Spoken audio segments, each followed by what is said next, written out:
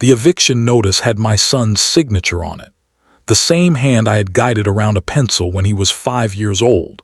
The same hand I had held in the emergency room when he broke his wrist at 12. The same hand I had squeezed with pride the day he graduated. And now that hand had signed a document telling me I had 30 days to get out of the house I had helped him buy.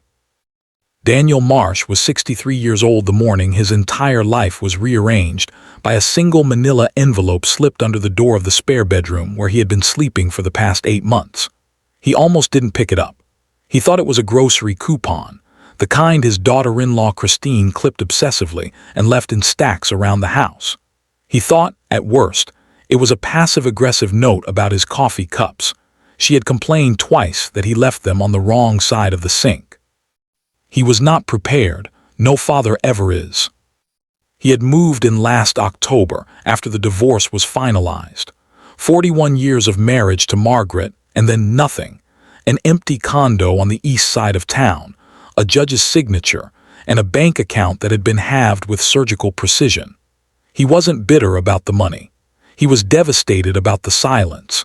He had never understood until that first night alone how loudly a house can scream when nobody else is in it. His son Marcus, 34 years old, a project manager at a logistics firm, handsome in the same square-jawed way Daniel had been handsome once, had called him the week after the divorce and said the words that had flooded Daniel's chest with warmth he hadn't felt in months. "Dad, come stay with us. Just until you get back on your feet. We have the room. It's not even a question." Daniel had hesitated. He knew Christine, not well but enough. She was precise and private, a woman who arranged her spice rack alphabetically and her feelings not at all. But Marcus had insisted, and Daniel, tired, diminished, grateful, had said yes. The arrangement. He had tried to be invisible. That was the deal he made with himself the morning he carried his 4 suitcases through their front door. He would be a ghost. A polite, grateful ghost who washed his own dishes, who disappeared into his room by 9 o'clock, who did not comment on the way Christine spoke to Marcus, clipped and managerial, like she was running a quarterly review, and who did not let on that some mornings he woke up and spent a full 10 minutes reminding himself that he was still a person of value in the world. He babysat their daughter Lily on Thursdays. He loved this with a fierceness that surprised him. Lily was 4, gap-toothed, obsessed with dinosaurs, and she called him Granddad Dan, in a voice that cured something in him he hadn't known was broken. They built towers out of blocks and knocked them down. They watched nature documentaries and she pointed at the screen and yelled the names of animals. On those Thursday afternoons, Daniel felt like himself, not the failed husband, not the aging burden, not the man sleeping in his son's spare bedroom, but simply a grandfather, which was the purest form of love he had ever known. He contributed where he could. He fixed the kitchen faucet that had been dripping since September. He repainted the garden fence one Saturday while Christine was at her yoga class and Marcus was watching football. He quietly paid 3 months of their Netflix subscription when he noticed their credit card had been declined on an online order. He did not mention these things. They were not gestures meant to be noticed. They were the way he understood love, practical, steady, without invoice. He had given Marcus everything. Not in the way men say it dramatically, he had given it in the specific, unglamorous way fathers actually do. Weekend jobs to cover school trips, sleepless nights during fevers, savings quietly redirected, opportunities quietly surrendered. The calculus of parenthood is never announced. It simply accumulates, invisible as interest. He noticed around the 3rd month that Christine had stopped setting a place for him at the dinner table. Not every night, sometimes she did, and those nights felt like mercy, but more and more often, Daniel would come downstairs and find 2 place settings, 2 glasses of water, and the warm smell of a dinner he had not been invited to share. He began keeping granola bars in his nightstand. He told himself it was fine. He told himself a lot of things. The silence that grew. Marcus had changed. Or perhaps Daniel was only now seeing clearly what had been there all along, hidden during the compressed, festive time of holidays and visits when everyone performs their best self. His son had become a man who looked past people when they spoke, who checked his phone with the hunger of someone expecting a verdict, who laughed at the right moments without the laugh reaching his eyes. Daniel recognized some of this as adulthood, the particular fatigue of carrying a mortgage and a marriage and a career simultaneously. But there was something else beneath it, a hardness, a closed door where there had once been a window. They had tried in the early weeks to have evenings together. Daniel would offer to cook. He made a lamb stew that Margaret had once said was the best thing about him, though she'd said it smiling. And sometimes Marcus would sit at the kitchen island and talk while Daniel stirred, and for an hour it would feel like something real. But then Christine would come home, and the temperature of the room would change by degrees so subtle you could only measure them in retrospect.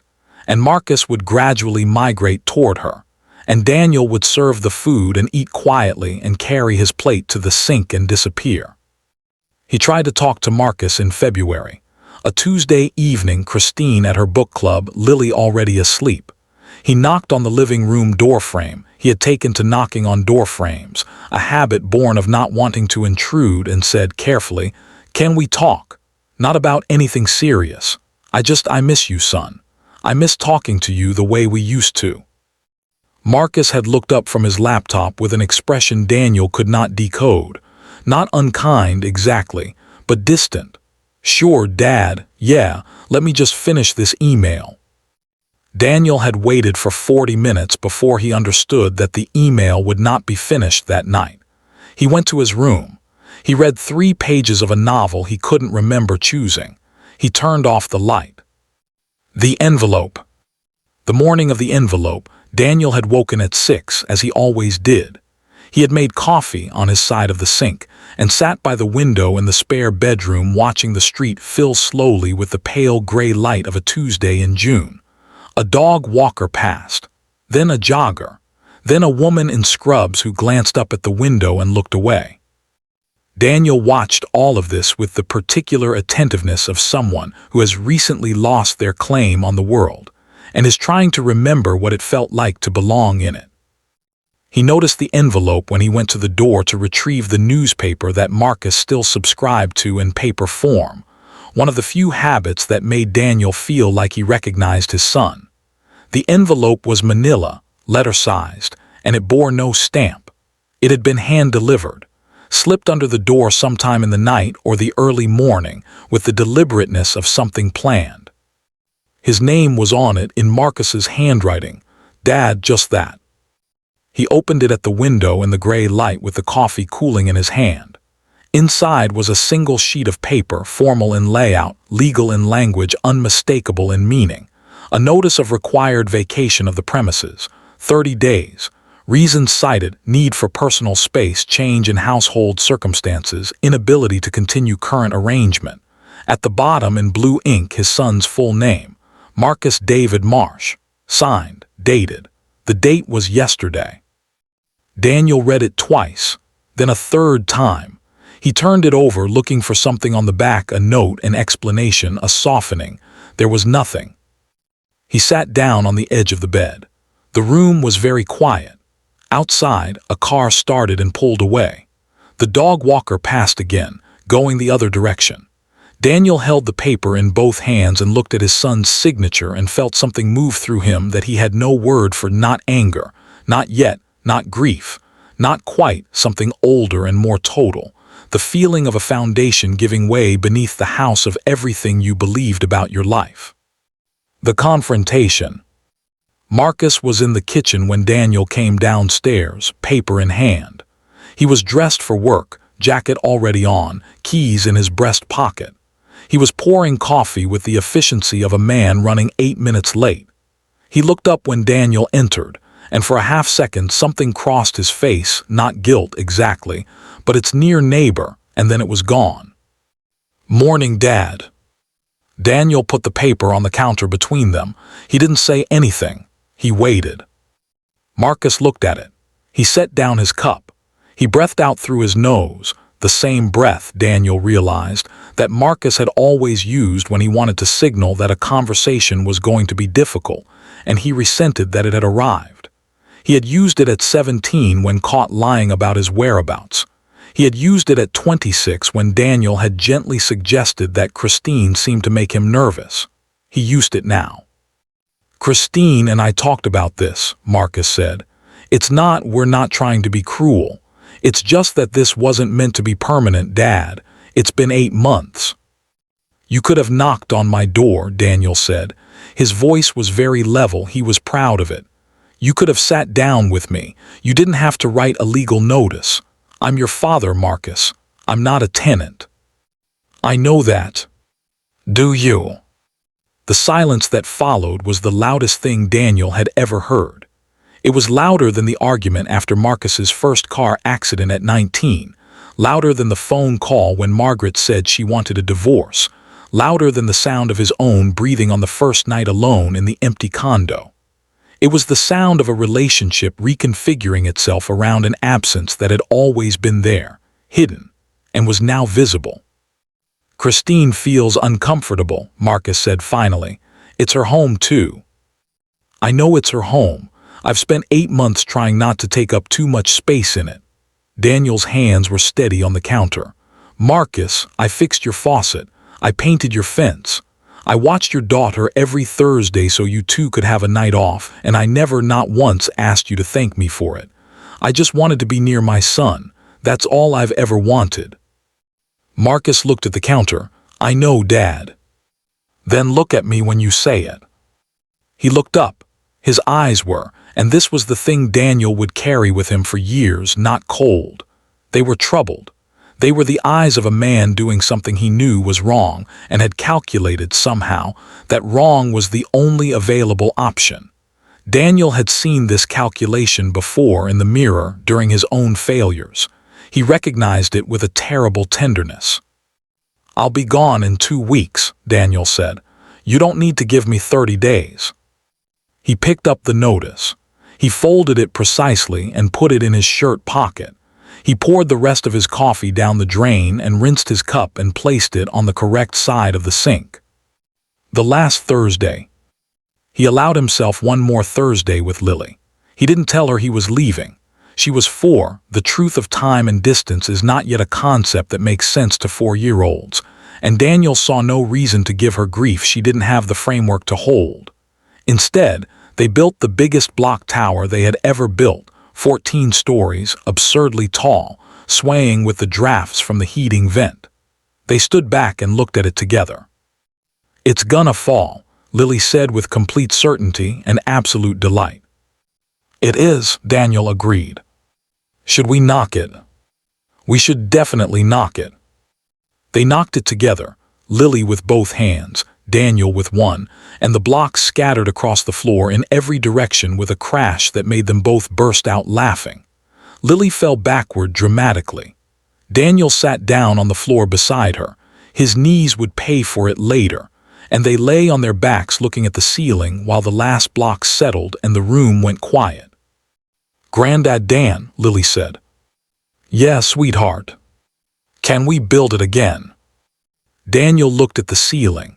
He thought about Marcus in the kitchen that morning. He thought about Margaret.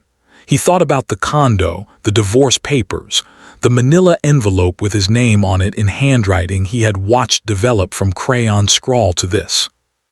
He thought about how strange it is that the people who first believe in you can become the people who stop, and how this is not always malice. Sometimes it is simply the drift of 2 lives moving at different speeds in different directions, until the distance is too great to call across. He thought about the tower they had just knocked down. "Yeah," he said, and sat up and began collecting the blocks. "Let's build it again." He moved into a small apartment 3 miles away, on the ground floor, with a window that faced a garden. He called Lily every Sunday. Some Sundays Marcus answered and handed the phone to her without speaking. Some Sundays Christine answered and said Lily was napping, and Daniel said okay, and told himself he would try again next week. He always tried again next week.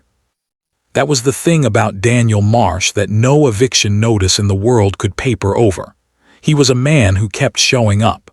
Not because he was naive, not because he had forgotten what had been done to him, but because the alternative, to harden, to close, to stop, felt like a worse kind of homelessness than any spare bedroom could cure. He signed a lease. He unpacked his 4 suitcases. He put his coffee cups on whichever side of the sink felt right. He found a diner nearby with decent pie and a waitress who called everyone hun and didn't ask questions. He started sleeping through the night again, which surprised him. He started sleeping through the night and waking to a window with light in it and thinking, not without pain, but with the specific clarity that comes from having survived something you were sure would undo you, that he was still here, still standing, still capable of love and connection, and Tuesday mornings and towers of blocks. And that, Daniel decided, was enough. Not forever and not without grief, but for now, for this morning, for this cup of coffee, for this window, for this particular and unrepeatable life. It was enough. Some doors close, others in time open elsewhere.